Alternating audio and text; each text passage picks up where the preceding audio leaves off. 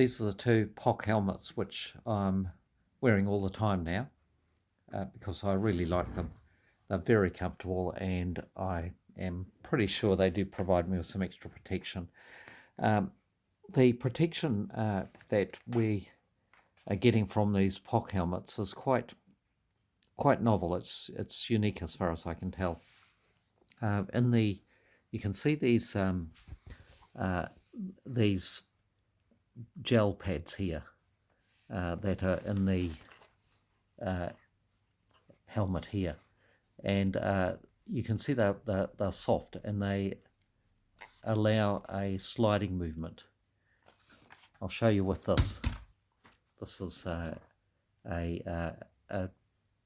gel layer, and it acts a little bit like the bursa, which allows tendons and ligaments to slide frictionlessly over bone, such as the tendons of the leg across the bones of the hip, as an example.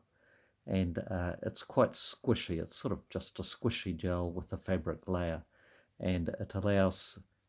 So if you imagine if I was to fall off, which hopefully I won't do, and land on my head, that will allow the helmet to slide a little bit, to twist or rotate on my skull, and dissipating those shock waves and torsional forces that would otherwise be transmitted to the brain, but also to the cervical spine, which is my main concern in mountain biking. Basically, relatively low-speed crashes, which often involve sliding and the helmet catching and causing a real torsional force on the neck.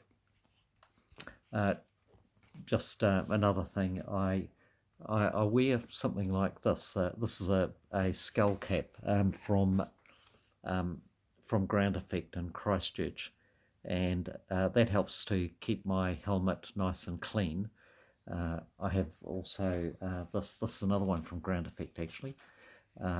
This is for my winter use. Now, not only does this keep the helmet clean, but it provides another layer which I think improves just that little bit of protection for the spine, just by providing another little layer to act as cushioning and sliding within the helmet.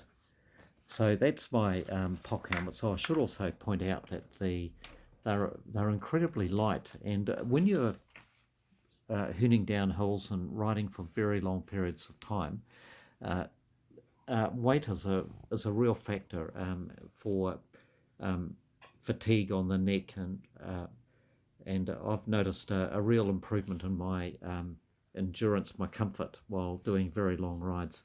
Well, one other point, this one here, this is my safety color one, which I think is really quite good for using when on the road. It means that motorists are more likely to see me, and hopefully they will avoid me. The only thing about this one is that it doesn't have a peak. It's very light. It's the lightest one, but in wintertime, when the sun is really low, there is a real problem with sunstrike. So being winter here right now, this is the helmet which I'm wearing the most of, and it's got a quite stylish peak, which provides the shade, which means that I don't suffer from sunstrike anywhere near as much as I do when I'm using the orange helmet. And this one is a little bit heavier because of the peak, and it also has more enclosures. It doesn't have quite so much exposed areas which could catch on rocks and twigs, as compared to this one, which I assume is more of a summer helmet when the sun is high and it is hot. But what you can see with this is that there's a lot more areas where if you were to hit the ground and slide, rocks and that could catch in this area and cause the helmet to come to a sudden halt. What we want ideally is for the helmet to slide and rather than to catch. So from a protection point of view, this POC helmet is my one of choice simply because it's got fewer holes, vents in it.